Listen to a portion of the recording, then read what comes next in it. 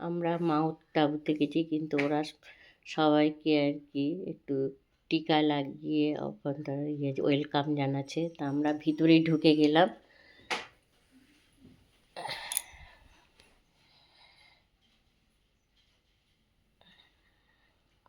ভিতরে ঢুকে যে জায়গাগুলো সব দেখাচ্ছে আপনাদের, কত তাঁবু দেখুন, চারিদিকে তাঁবু। আর না, এগুলো একটা ফাঁকা মাঠ, আর বাইরে দেখি গম চাষ হয়েছে, পুরো চাষ জমি। এটা মনে হয় সিজনে হয়, তারপরে আবার মনে হয় এটা তুলে দেয়।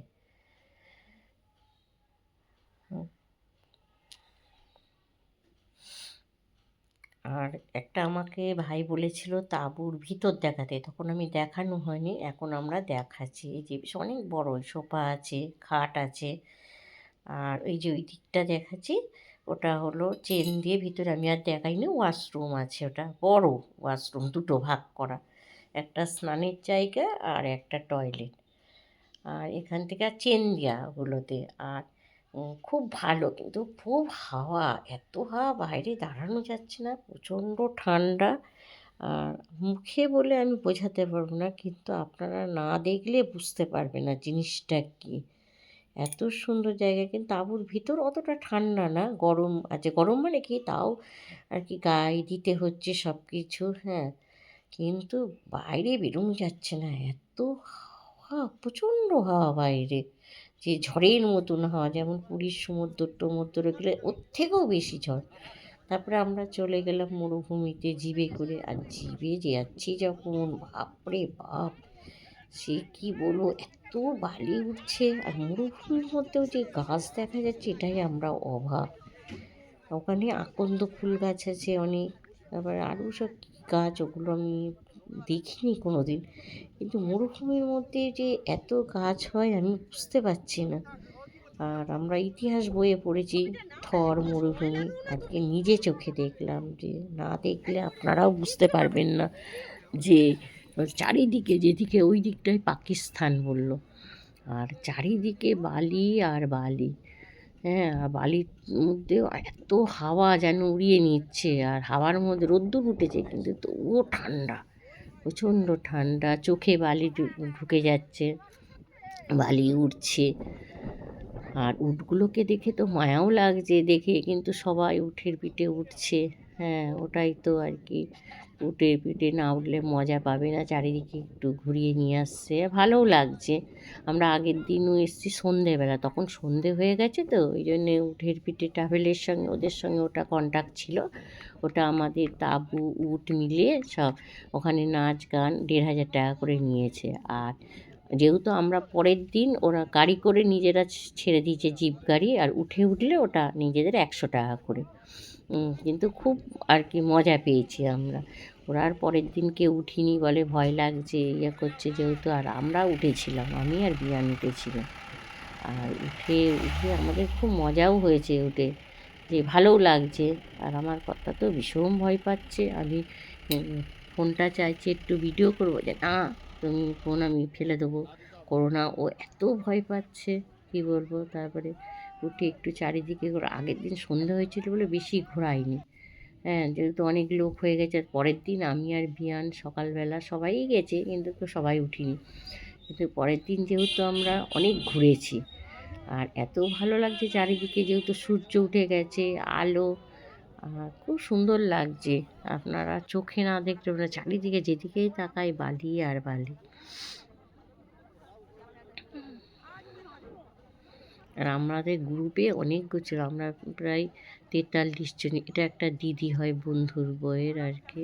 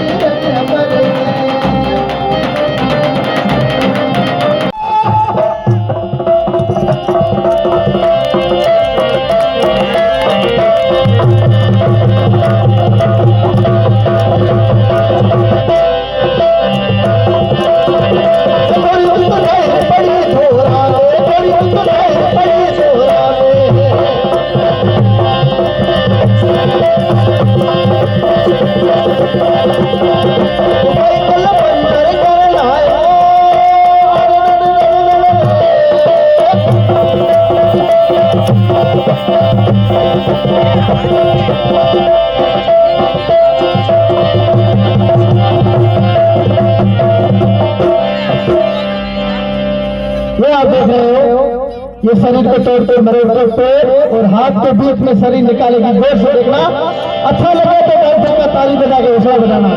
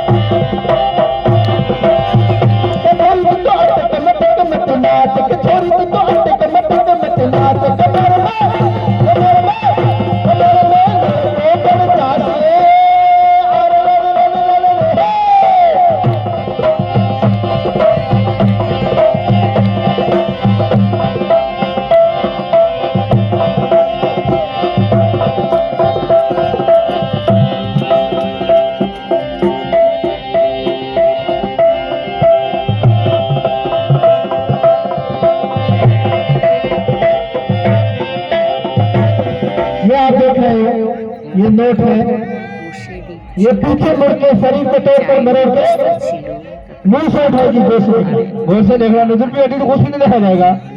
नागरिक की तरह बल रहा के मुंह से पिकअप करेगी। ईसो का नोट बुढ़े लोग ऊपर शायरी बोलने जा रहा हूँ, मुझे माफ करना।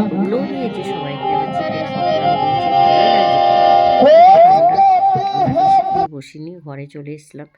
তারপরে আবার বাইরের রাজপ্রাসাদ একটা দেখতে গেছিলাম, কিন্তু রাজপ্রাসাদটা সব ঘুরে দেখে আমাদের আজকে তারপরে ওগুলো রাজপ্রাসাদ থেকে ভিতর বাইরে থেকে একটু দেখালাম, পুরো শহরটাকে দেখালাম আর কি। এত ভারী, কি বলবো, পাহাড়ের মধ্যে যে রাজস্থান মানে রাজাদের দেশ। আরও রাজবাড়ি অনেক তুলেছি, রাজা প্রতাপ সিং।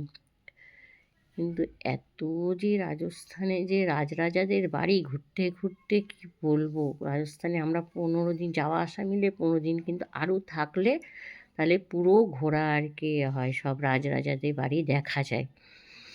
আর যেখানেই যাও এমনি ঘুরতে গেলে টিকিট লাগবেই তোমার, যতই তুমি ট্রাভেলের সঙ্গে যাও ওগুলো নিজেদের টিকিট। আর দূর থেকে তো বাড়িগুলো মনে হচ্ছে খেলনা বাড়ি, এত ভালো লাগছে কি বলবো। যখন উপর থেকে উঠে দেখছি রাজপ্রাসাদের উপর থেকে, মনে হচ্ছে যেন ছোট ছোট পুতুল খেলার ঘর। ভালোই লাগলো আর কি।